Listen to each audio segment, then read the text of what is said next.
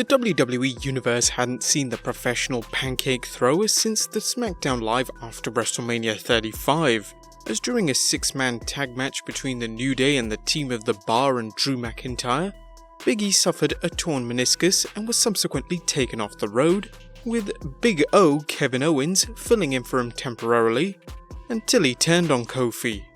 While Kingston and Woods loved the replacement, Big E, however, wasn't too happy about it, and kayfabe predicted his turn on Twitter by quoting Matthew 7:15, warning his teammates to be aware of false prophets dressed in sheep's clothing. Though Big E was away from the ring, which was expected to be for several months, he kept busy on Twitter by hitting on Becky Lynch's mother, sending hilarious photos and messages. We really can't tell if he's trolling or not. But after 6 weeks of being away from the ring, the New Day announced the return of Big E. They brought him out under a sheet, but when they revealed who was underneath, it certainly wasn't the former WWE Intercontinental Champion, but a less leaner version of him who had some incredibly ashy knees. Like, get some cocoa butter on those, man. He was told to get lost, to which the real Big E then came out to greet the SmackDown audience, receiving a massive ovation from the crowd. Who was the Fate though? Was he a wrestler, as at times WWE gets lesser known wrestlers to play smaller roles? None more famous than CM Punk dressing up as a gangster during John Cena's entrance appearing before his official debut in the WWE at WrestleMania 22? Well, this isn't the case, as the man under the sheet, however, was not a wrestler, but WWE producer Tamario Thomas, who's been with the company since 2015. He tweeted out sometime later, "We couldn't find him, and I made an executive decision." Though he's back in the WWE, Big E is still unable to wrestle and was only shown after the incident backstage, where his knee is still heavily braced up. Moving on though, when WWE held its first pay-per-view in Saudi Arabia, the most controversial aspect of it was the abundance of any female wrestlers or even announcers on the show. WWE responded to the situation by saying, "I understand people are questioning it, but you have to understand that every culture is different, and just because you don't agree with a certain aspect of it, it doesn't mean it's not a relevant culture. You can't dictate to a country or a religion about how they handle things, but having said that, WWE is at the forefront of a women's evolution in the world, and what you can't do is affect change anywhere by staying away from it. While women are not competing in that event, we have had discussions about that and hope that in the next few years they will be." However, despite his statement, women have still yet to be added to the show, and the only barriers they seem to have broken down is allowing Renee Young to be on the commentary team at the Crown Jewel event held last October. In addition to this, wrestler Remy Sabai, also known as Sami Zayn, who is of Syrian descent, was also told by WWE he should not travel due to the strained relations between both countries. WWE didn't announce the real reason why and excused Zayn with the kayfabe excuse that he suffers from vertigo given to him by Bobby Lashley. He obviously overcame the vertigo since he travelled all over the world. Well, that is unless he travelled by boat. Further controversy arose before the second event, as it was revealed that the Saudi royal family was involved in the disappearance of Washington Post journalist Jamal Khashoggi. Together with their general poor track on human rights, a number of US politicians, media outlets and companies urged WWE to cancel the event and reconsider their business deal with the kingdom. Due to this, many wrestlers backstage felt uncomfortable in travelling, including WWE's production team.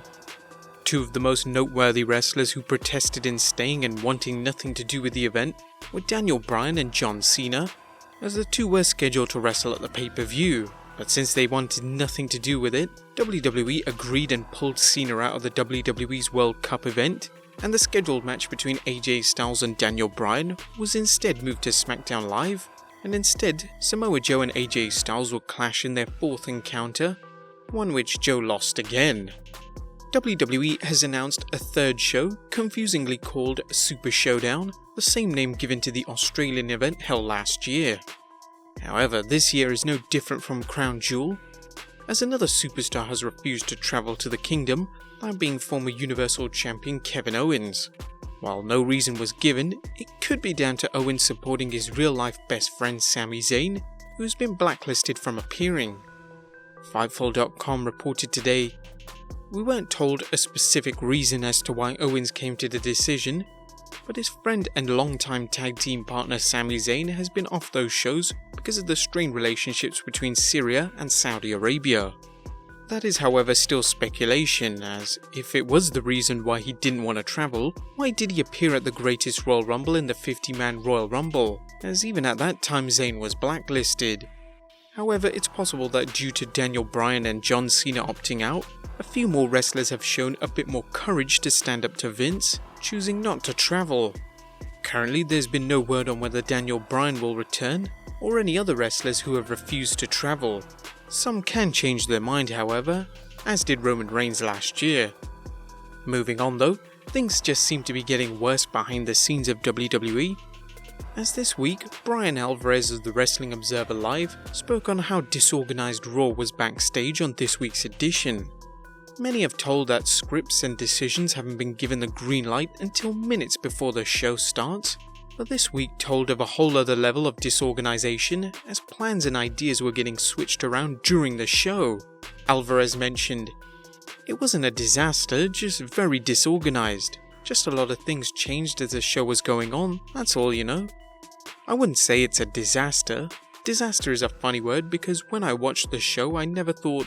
The only thing on the show I thought was a disaster was the 24/7 stuff. The rest of it was just normal stuff, but apparently backstage it was extremely disorganized and things were being changed as the show was going on. Matches were changed, you know, and maybe that's why Baron Corbin got pinned. Maybe, who knows. Maybe things changed in the main event.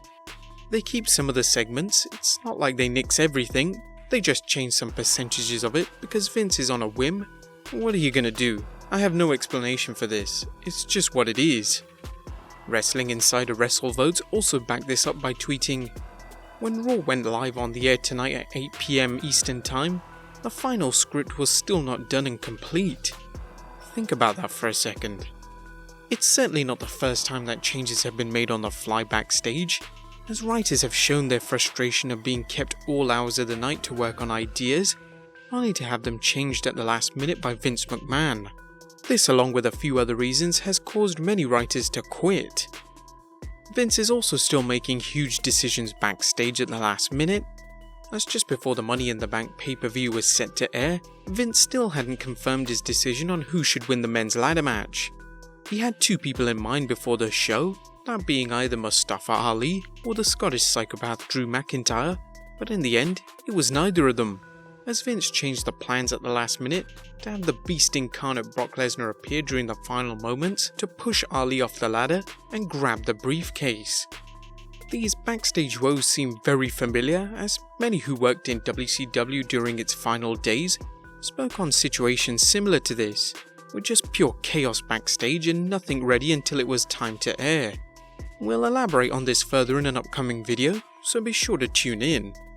But it seems that Vince is trying everything backstage to boost up the ratings, announcing the awful wildcard rule 2 weeks ago, unveiling a new title, that being the 24/7 championship to make things unpredictable on all shows, not just Raw and Smackdown, to even changing the look and feel of the Monday night show.